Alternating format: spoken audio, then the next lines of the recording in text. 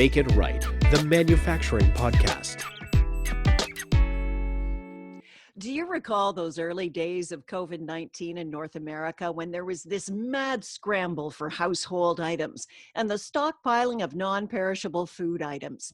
With supplies coming to our shores from all over the world, there was this real fear of lack that cleaned off store shelves. There were just some things that we didn't make here anymore, and adjustments needed to be made really quickly. COVID-19 has taught us a lot, and our guest has proved that offshoring is not the answer. Welcome to the Make It Right podcast. I'm Janet Eastman, and this week on the show, I'm really pleased to have Harry Moser, the founder and president of the Reshoring Initiative at the Association for Manufacturing Excellence, as our guest. Harry, welcome to the show. I'm delighted to be here. Great. Reshoring Initiative is not a part of the AMA. We cooperate with them. Oh, perfect. Okay, thanks for clarifying. Just for clarification. Yeah. That's good. Thank you very much. I had misunderstood that. Harry, I'd like to introduce you to my colleague, Kevin Snook. He is a manufacturing leadership advisor. He's based in Thailand, and he joins us today, too. Hi, Kevin. Yeah, lovely to see you, Harry and Janet. Mm-hmm. So, Harry, I want to go right to what has COVID-19 shown us about the impact of offshoring in North America and the manufacturing industry. Yeah, let me take the longer term trend and then come down to the present.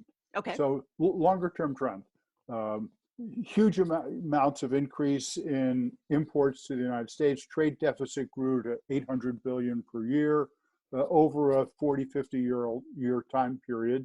And then around 2010, things started to get a little better. Reshoring, US companies bring things back. FDI, foreign companies bring work to the United States, got going. And so in the year 2010, about 6,000 jobs were announced to come back. And in the year 2017, about 190,000 were announced to come back. So quite an improvement, more than 30 times. Driven in 2017 by Trump's tax cuts, regulatory cuts.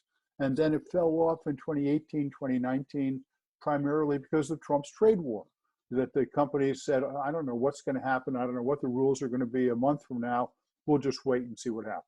So we had this surge up, fall off, starting to pick up in 2020, and significantly in 2020 because of COVID. So significant amounts of PPE, the medical things, have come back, things that were traditionally made in China or elsewhere, but also other products that companies have said, I can't afford to be dependent on that. And so it looks like 2020 will be up substantially from 2019, and that companies are starting to understand that it's too risky to have these hundreds of supply chains scattered all over the world and be so dependent and so at risk of all kinds of things that can happen.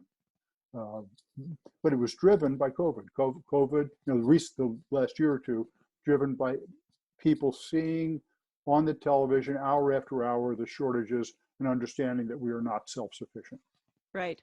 So how hard is it for us being North America, to bring all that back here, or to bring some of it back here? How hard is that? It's, I'd say, most difficult for the US, moderately difficult for Canada, and relatively easy for Mexico. Reason being that the driving force of offshoring is price.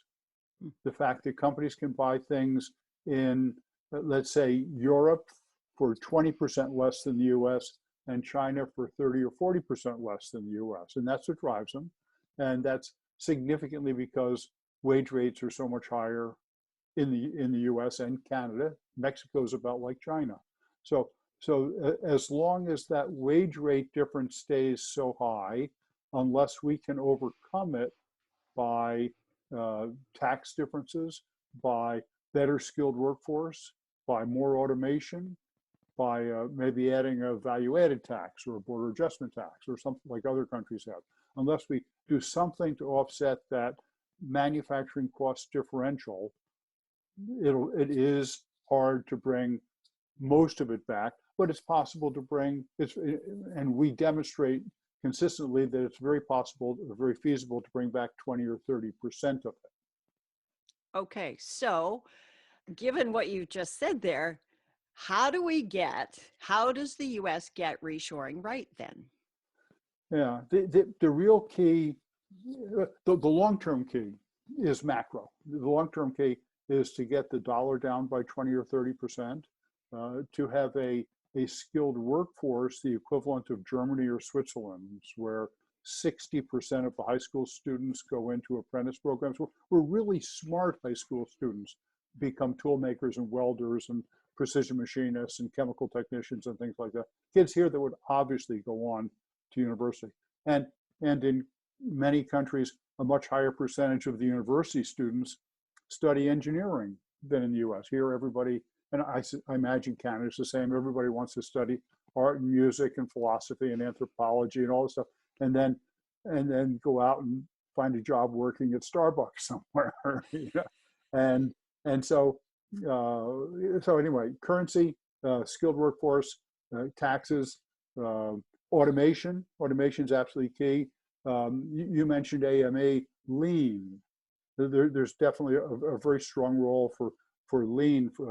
Jim Womack, who's my neighbor up in Maine, talks about lean shoring, talks about bringing the work back not into the old factory with the old equipment and the old flow, but bring it back into with new equipment and with a lean flow, proper flow of the work through the area, with the employees engaged. You know, with doing it significantly different than it was done before. Because if you have the same cost disadvantages and you don't do something to improve your other factors, then you're just going to lose it again. It's not going to stay. Mm-hmm. So we've had this skilling up the workforce challenge for years. I was working in business television back in the early 2000s. We were talking about this issue.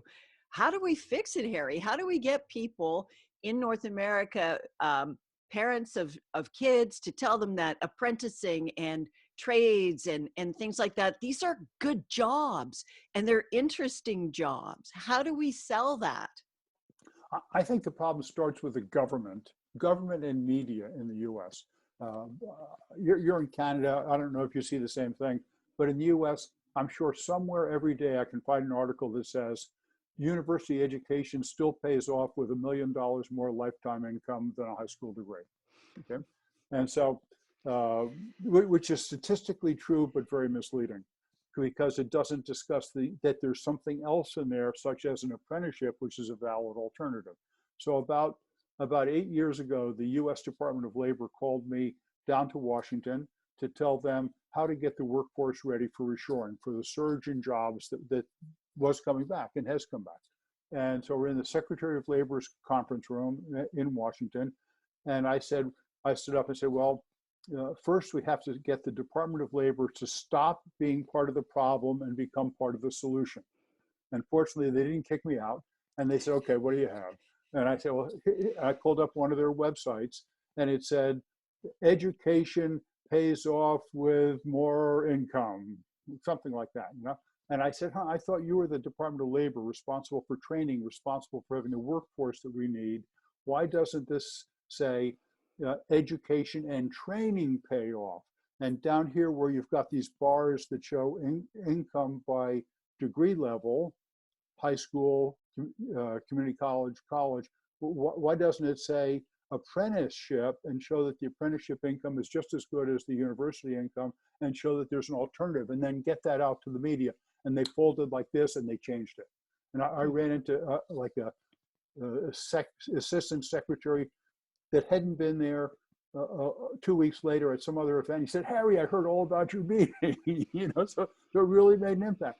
And so I'm on a committee, the Investment Advisory Committee of the Department of Commerce, and I volunteered, and we may do it, to go through all the government websites and look for misleading information like that. And not that their information is wrong, but that it only tells half the story. And if you only tell half the story, then the half that you need to get out to people doesn't get out there, because media and politicians go to those sites and think that's the total truth. Okay? So things like that, get the full picture out there. I did a study. I had data on income by degree type and age, and for apprentice, people who passed an apprenticeship. And I did a calculation and showed that a 49-year-old apprentice should have $1 million higher net worth than a 49-year-old English major in the United States. Nobody passes that, or I gave it to them. Nobody passes it around, because the university establishment is so strong in obtaining students because they need them to fill their universities. Mm-hmm. And another thing that relates to reshoring, one reason people, young, good, smart youth do not come into manufacturing is that they've been told for the last 20, 30 years, all the work's going to China, to India, to Mexico, to somewhere else. So why would you want to take a 4-year apprenticeship if at the end of that there aren't going to be any jobs for that category, right? Mm-hmm. Especially compared to going to university and drinking and partying and having a good time. Yeah. So we believe that the smart thing, say for Ontario, or a state in the U.S. to do would be to collect all their cases of reshoring, report them every week or every month on the TV, radio, newspaper about all the jobs coming back, so that the students, the guidance counselor would say, wow, once again, manufacturing careers are great. Susie, become a welder. Great idea. It's wonderful.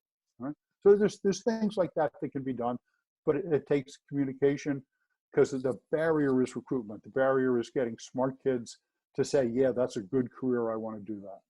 Well, and it doesn't start in late high school either, does it, Harry? It starts in public school. It starts with the parents talking to their kids and saying, you do things with your hands. If that's what you want to do, it's not a bad career, right? It's a wonderful career. Yeah. Yeah, like tell kids really at early age that you don't have to sit there and scrabble through books for the rest of your life. You might be actually doing something creative with your hands. And that's where the creative skill comes in, right? Yeah. Actually, over in Switzerland, I've taken 4 different tours of apprentices or shop owners to Switzerland to see the apprenticeship system there. And we go to shop after shop where they have very smart apprentices. Kids, if you in the United States, you would have said, for sure they were university students, except for the fact that they spoke 3 languages and the U.S. students wouldn't. And you talk to the management and ownership of the company. These are 100-man, 500-man companies, and typically the senior management are ex-apprentices who worked their way up, maybe went out and got a university degree, but they know the product, they know the process, they know the customer, they know the employees. They're perfectly attuned to run the company. Whereas, as opposed to an MBA parachuting in that knows nothing about anything except for some things that they learned in school and applying it. And I'm an MBA, there's value there. I'm not saying it's bad, but it isn't the whole solution. Whereas starting at the bottom, working your way up and getting maybe an MBA, that's a perfect solution. That sounds like you, Kevin Snook. Well, it does. And the other thing that's interesting is I'm on the other side of the world, right? So I'm based in Asia, and I've been here through that rise of factory Asia. So I came over here in '96 when China was just starting to really ramp up. And since then, it's been China and Southeast Asia and India, and things have all been on that upward curve. And a lot of that was offshoring from places like the US and Europe. And so I've seen it from the other side as well. And what I love about what you're saying, Harry, is that in order to bring things back, you can't bring them back into the situation that it was before. That's just fundamentally wrong. People look at China and Southeast Asia and India as being low cost manufacturing because it's low wage rates. But, you know, from my perspective, having seen what's happened here over the last 25 years, it's incredibly high technology manufacturing with incredibly smart people.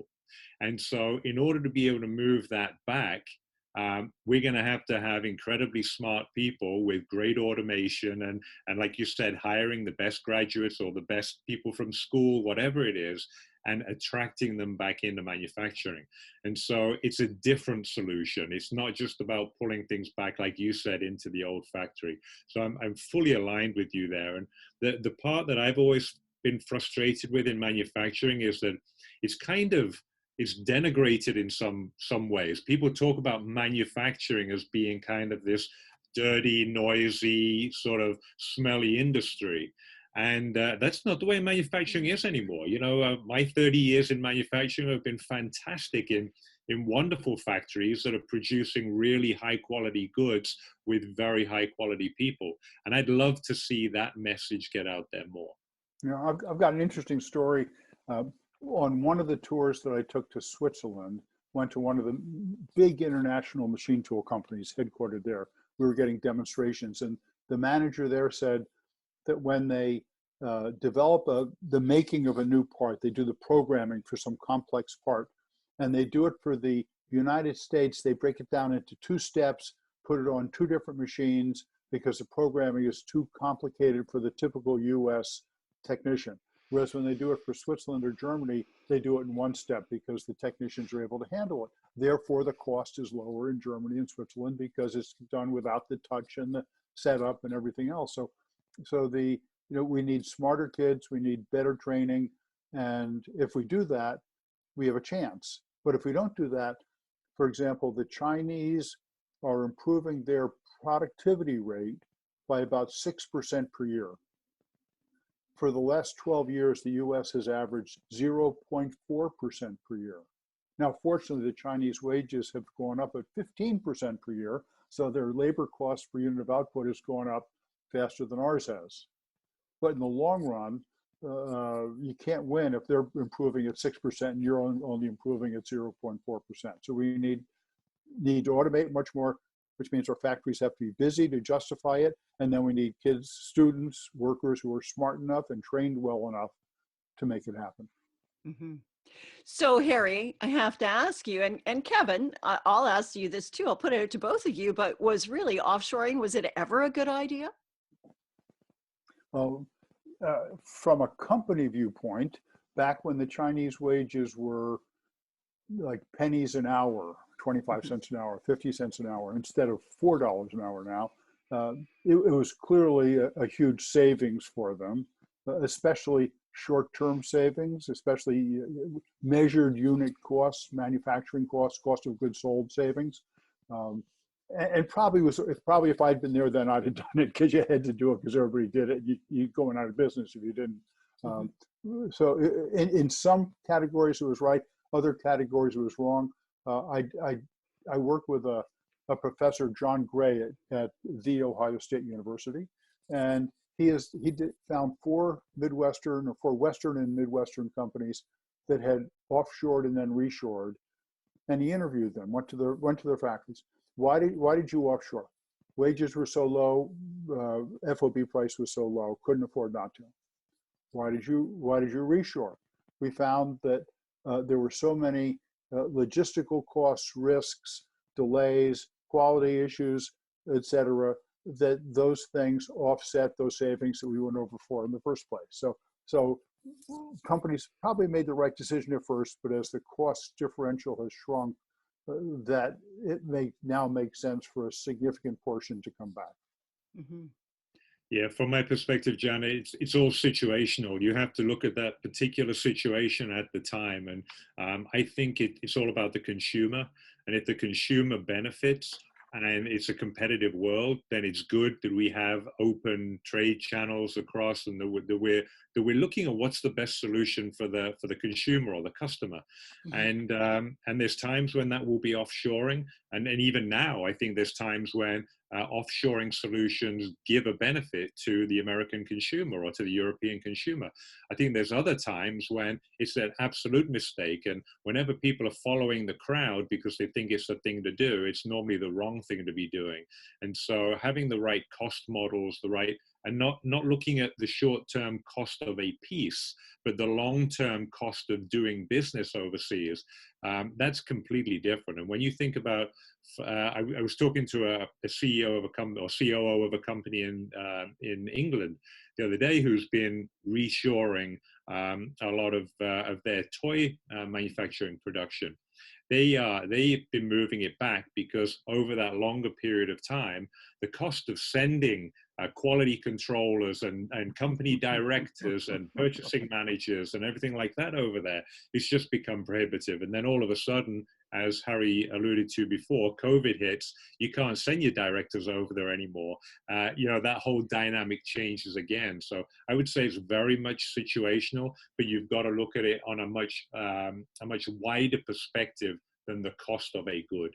Mm-hmm. One thing I'd add to that, Kevin, I've run into companies here that 10 or 20 years ago sent their work off to, let's say, China to be made.